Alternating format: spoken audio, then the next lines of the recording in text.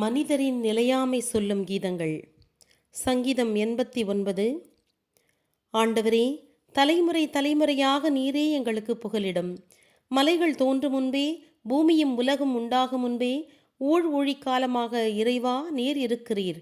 மண்ணோடு மண்ணாகும்படி நீர் மனிதர்களுக்கு கட்டளையிடுகிறீர். மனுமக்களே, மண்ணாக திரும்புங்கள் என்கிறீர்.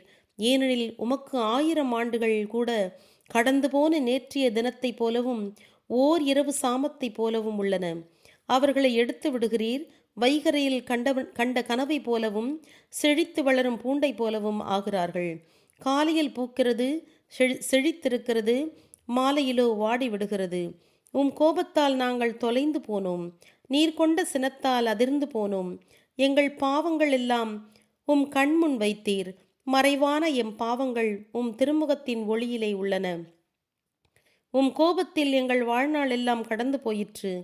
ஒரு மூச்சு போல முடிந்து விட்டது எங்கள் வாழ்வு. எங்கள் வாழ்நாள் 70 ஆண்டுகள். வலிமையுடையோருக்கு 80. அவற்றில் பெரும்பகுதி வருத்தமும் வீண் கவலையுமே.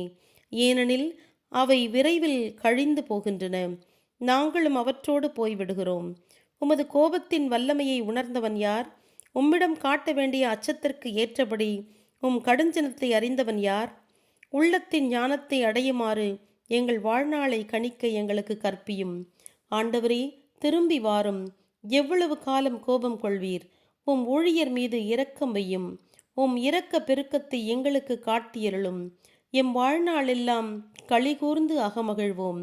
எங்களை நீர் தண்டித்த காலத்திற்கும் எங்கள் மீது துன்பங்கள் வந்த காலத்திற்கும் ஏற்றவாறு எங்களை மகிழ்வித்தருளும். உம் திருச்செயலை உம் அடியார்கள் காண்பார்களாக. அவர்களுடைய மக்களுக்கு உம் மகிமை விளங்குவதாக. நம் ஆண்டவராகிய கடவுள் இன்முகம் காட்டுவாராக. எங்கள் வேலைகளை பயனுள்ளவையாக்கும். ஆமென்.